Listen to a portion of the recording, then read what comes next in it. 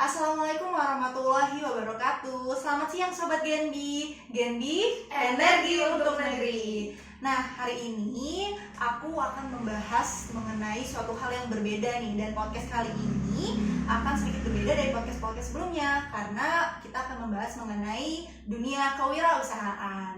Nah, di sini aku nggak sendiri, aku ditemanin oleh Kak Sally yang nanti dia akan cerita banyak mengenai pengalaman dia dalam membuka all shop dan juga memaintain all shop dia. Nah, sebelumnya kakak mungkin bisa kenalan dulu deh sama teman-teman semua yang ada di sini atau di luar sana. Halo Sobat Genbi, perkenalkan nama saya Sally Muntar Jalil. Saya salah satu mahasiswi di jurusan Agribisnis Fakultas Pertanian Universitas Lampung. Nah, saya juga salah satu anggota Genbi di Unila tahun angkatannya 2019 ya Kak. Nah, jadi aku sama Kak Sally ini seangkatan ya Sobat Genbi.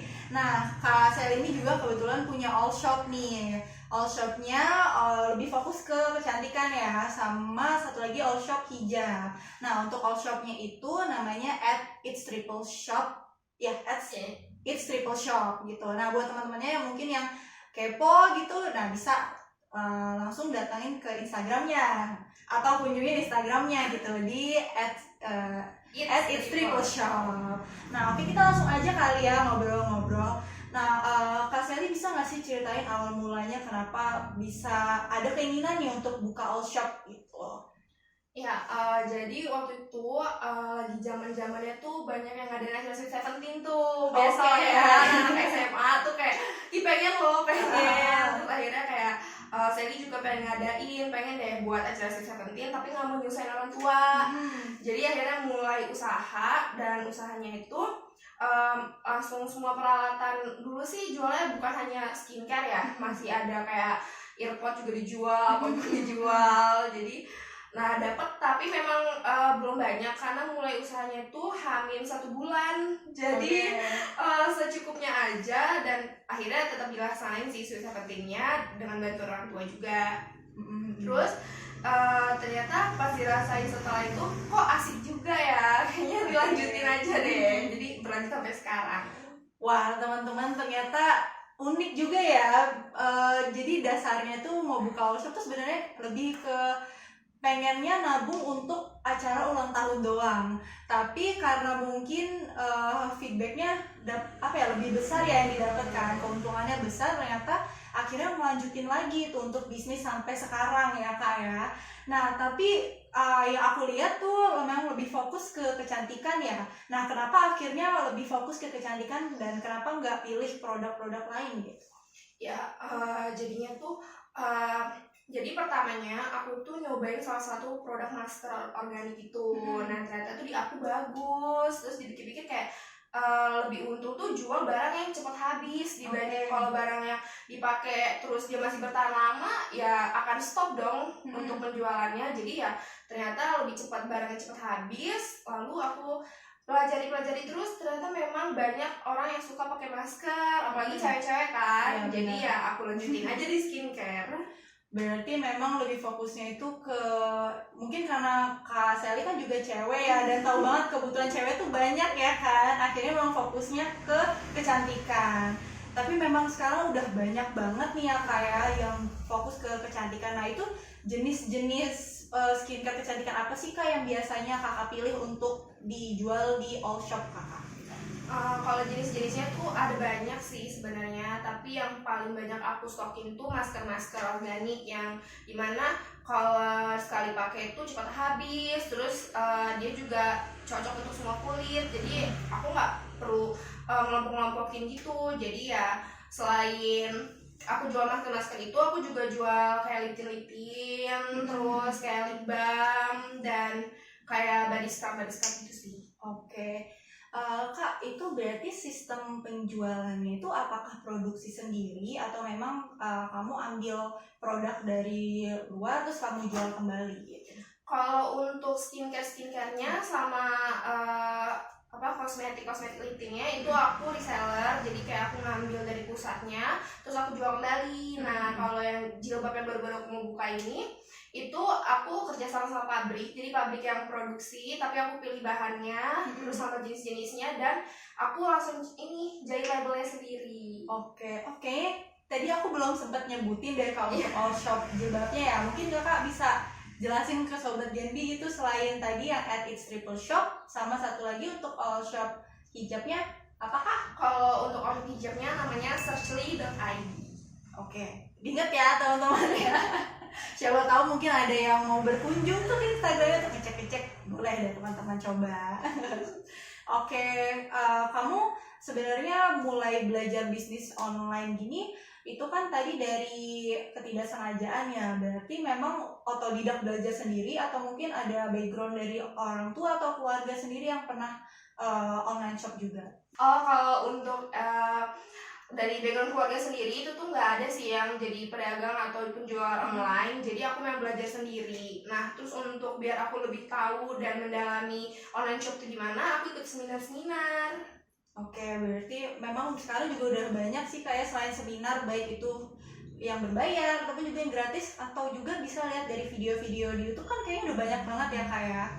Oke, keren sih pengalaman Kak Sally. Mungkin teman-teman itu bisa dijadiin tips ya, satu ya sering-sering deh ikut pelatihan juga, pelatihan untuk all shop gitu kan. Apalagi sekarang udah banyak yang gratisan gitu, bisa dicek gitu kan.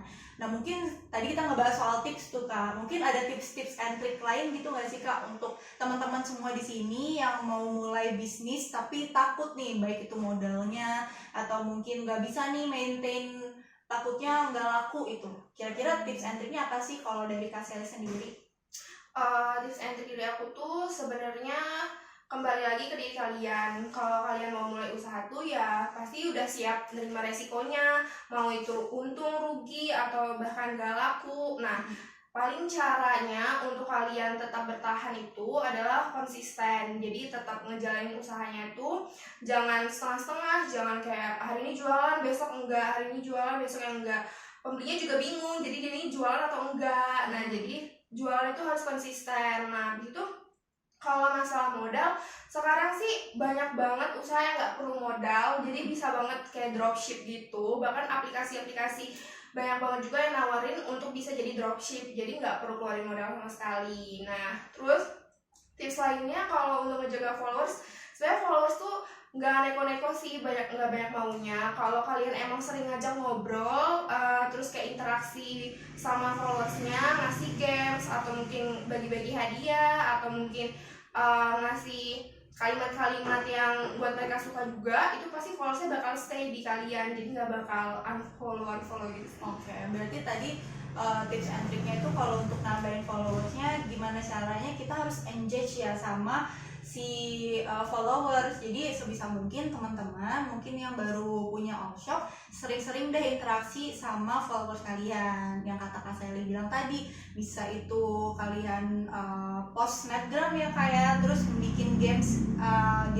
kayak aku waktu itu pernah lihat tuh di all shop kayak ada pilih gambar pantai, apa gambar pegunungan, kayak gitu-gitu ya kayak, terus nanti ujung-ujungnya pilih produk ini atau produk ini. Nah kayak gitu teman-teman. Jadi sekarang juga udah ada banyak contoh-contohnya dan teman-teman bisa ikutin contoh-contoh yang ada di Instagram gitu.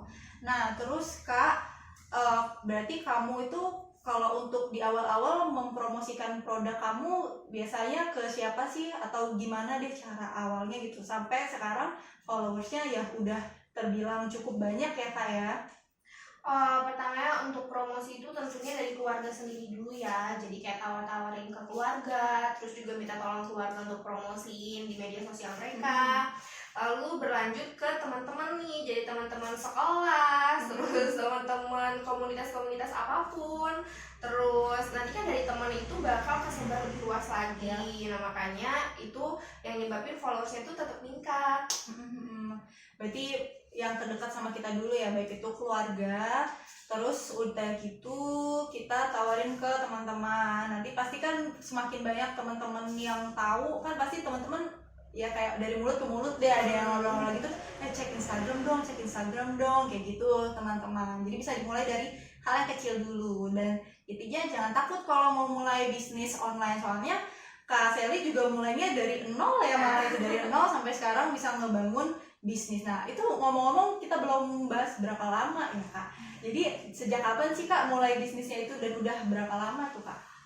Kan itu dibuatnya dari tahun 2015, jadi udah sekitar 5 mau ke 6 tahun gitu sih online shopnya. Dan masih sampai sekarang berjalan ya, ya. kayak masih aktif tuh Kak. Tuh teman-teman, gila keren banget kan. Nah terus udah gitu Kak, aku tuh mau nanya lagi nih. Kita ngebahas tentang modal. Tadi Kakak bilang tuh kalian bisa mulai, teman-teman di sini yang mau coba bisa dari nol modalnya gitu sebagai dropshipper. Tapi kalau Kak Sally sendiri waktu itu memulainya dengan modal yang berapa gitu, dan mungkin bisa cerita ke teman-teman gimana sih cara lebih ke menghandle biaya awalnya gitu. Jadi misalkan kayak nanti pas pembelian keduanya untuk stok barangnya itu butuh biaya berapa gitu. Kalau dulu sih aku memang langsung pakai modal sendiri, jadi memang ada tabungan, terus sekitar 100.000 dulu tuh dapat 5 barang, terus pas dijual dapat keuntungan, langsung aku puterin modal lagi semuanya. Cuman yang tadi aku udah bilang juga bisa jadi dropship itu jadi misalnya kalian itu pesen barang, tapi nanti jadi kayak kalian promosiin dulu barang-barangnya yang mau dijual, terus nanti tunggu orang-orang pada pesen, jadi kayak open pre-order gitu loh. Nah jadinya di saat orang-orang udah banyak kekumpul, minimal mungkin 3 atau sampai selusin, baru kalian pesen, terus langsung melakukan pembayaran dan ya udah langsung berlanjut perjualannya. Tapi Kak, kalau misalnya nih Kak, kan Kak Sally kan jualan masker gitu kan. Nah itu sebelum kakak akhirnya mutusin tuh berarti kakak coba dulu ya maskernya. Kalau emang sekiranya itu berapa lama sih Kak jaraknya dari kakak coba dan merasa cocok dan akhirnya memulai bisnis itu dan yakin kalau itu akan laku untuk di all shop kakak gitu? Ya, kalau skincare tuh memang aku pakai terlebih dahulu, baru berani aku jual ke orang-orang. Karena menurut aku, kalau di aku aja udah baik-baik aja, pasti di orang-orang juga akan baik-baik aja. Meskipun kulit orang tuh beda-beda ya, tetap kembali lagi ke kulit orang masing-masing. Nah, biasanya aku pakai skincare baru itu 2 minggu selama pemakaian full, non-stop gitu, nggak dijeda ataupun nggak diganti-ganti sama produk lain. Kalau selama 2 minggu tuh aku cocok dan aman, aku lanjut jualannya. Tapi kalau memang ternyata baru 3 hari aku udah mungkin merah-merah atau gatal-gatal, itu udah nggak aku jual. Jadi memang pasti aku pastiin dulu kalau barang tuh aman dan udah dapet izin dari BPOM-nya. Benar-benar. Nah teman-teman, mungkin khususnya karena kalau perempuan kan pasti kebutuhannya banyak ya, otomatis kayak peluang usaha untuk dunia kecantikan ataupun fashion itu juga membeludak dan banyak banget tuh orang-orang yang berminat. Nah tapi teman-teman, kita kayak harus coba dulu produk itu, kita sendiri harus coba kalau ngerasa di diri kita cocok dan aman, dan juga harus ngeliatin perizinannya ya teman-teman, apakah itu BPOM atau belum BPOM. Nah itu harus diperhatikan, jadi teman-teman juga harus coba dulu produknya. Nah kalau ngerasa itu udah bagus untuk teman-teman, nah baru teman-teman bisa menjual produk yang teman-teman suka itu. Nah kita udah ngobrol banyak banget, baik itu tips, terus pengalaman dari Kak Sally seputar dengan all shop atau kewirausahaan di dunia kecantikan ya lebih khususnya, dan juga hijab. Nah mungkin ada deh kayak one closing statement nih dari Kak Sally untuk nyemangatin teman-teman di luar sana yang mau mulai all shop ataupun mungkin masih takut-takut nih untuk buka all shop, kayak gitu balik lagi ke modalnya atau mungkin ke ya suatu keadaan lah yang membuat mereka takut gitu. Jadi kata-kata dari aku sih intinya jangan ragu-ragu kalau mau mulai usaha, karena modal tuh nggak cuma uang aja. Sekarang modal tuh banyak banget dari keahlian kamu sendiri, entah itu cara komunikasi kamu ataupun pengetahuan kamu tentang suatu produk, itu bisa banget dijadikan modal. Terus kalau kalian mau mulai usaha, lakuin sekarang, jangan ditunda-tunda, karena semakin ditunda masa itu habis, jadi kayak udah ada orang lagi yang ngambil ide-ide tersebut, jadi langsung aja gas dan semangat. Bener-bener aku soalnya pengalaman juga nih Kak, aku kayak aduh kepengen nih punya bisnis, pengen punya bisnis gitu, tapi waktu dulu sih aku tunda-tunda, akhirnya kayak tiba-tiba bukannya udah diserempet orang ngambil idenya, kayak kita tuh semakin lama tuh makin mencut kayak udah males gitu kan. Biasanya sih kayak gitu teman-teman. Jadi teman-teman kalau misalkan yang udah memang tekadnya udah kuat pengen mulai bisnis atau berwirausaha, nah teman-teman langsung aja tempur abis deh pokoknya ya. Makanya gitu teman-teman. Tadi dari kakak Sally udah ngejelasin semuanya, udah ngasih motivasi. Semoga teman-teman semua ini di sini yang menonton, yang menyaksikan tuh terinspirasi dengan apa yang disampaikan oleh Kak Sally. Nah, ini udah di penghujung acara. Terima kasih banyak loh Kak Sally udah hadir di podcast kali ini. Semoga bermanfaat buat teman-teman yang menonton. Nah, teman-teman semua, terima kasih sudah menyaksikan. Aku mau mengakhiri dulu. Terima kasih, mohon maaf kalau ada salah kata. Wassalamualaikum warahmatullahi wabarakatuh. Genbi, energi untuk negeri.